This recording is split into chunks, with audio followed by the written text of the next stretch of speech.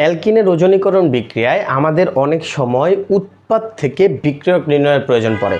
অর্থাৎ আমরা জানি অ্যালকিনকে ওজনীকরণ করলে অ্যালডিহাইড এবং কিটোন উৎপন্ন হয়। ওকে, এখন অনেক সময় এটা প্রয়োজন পড়ে যে অ্যালডিহাইড এবং কিটোন এই দুটো তো কোনো অ্যালকিনের ওজনীকরণ বিক্রিয়ার উৎপাদ, তাহলে এই অ্যালডিহাইড এবং কিটোনের উৎপাদটা তো এইটা, তাহলে বিক্রিয়ক কী ছিল? ওকে, তাহলে সেটা চলো বের করি।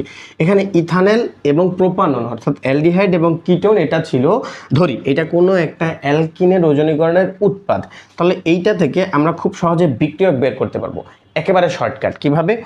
আমরা এই দুইটা অক্সিজেনকে একদিকে আনবো, এই দুইটা অক্সিজেনকে একদিকে এনে অক্সিজেন দুইটাকে তুলে দিব এবং দ্বিবন্ধন দিয়ে দিব। কিভাবে খেয়াল করো, ধরি আমরা CH3CHO এই পাশে আনলাম এবং এই অক্সিজেনটাকে এটা সামনে আনবো, তাহলে কি হবে?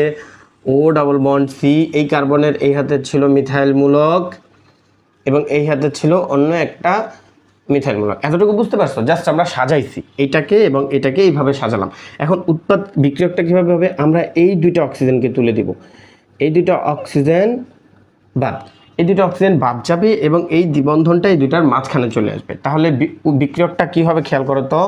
এখানে প্রথমে ছিল CH3, তারপরে CH, দুইটা চলে যাবে, এখানে ডাবল বন্ড আসবে এবং এইখানে C, ওপরে CH3 এবং এইখানে CH3। অর্থাৎ এই অ্যালকিনটাকে যদি আমরা ওজনীকরণ করি তাহলে আমরা বিক্রিয়ক হিসেবে, উৎপাদ হিসেবে পাবো ইথানল এবং প্রোপাননকে। সো এইভাবে খুব সহজে অ্যালডিহাইড এবং কিটোন থেকে বা দুইটা অ্যালডিহাইড থেকে খুব সহজে অ্যালকিনটা বের করা যায়, যেটা ছিল ওই অ্যালকিনের ওজনীকরণ উৎপাদ।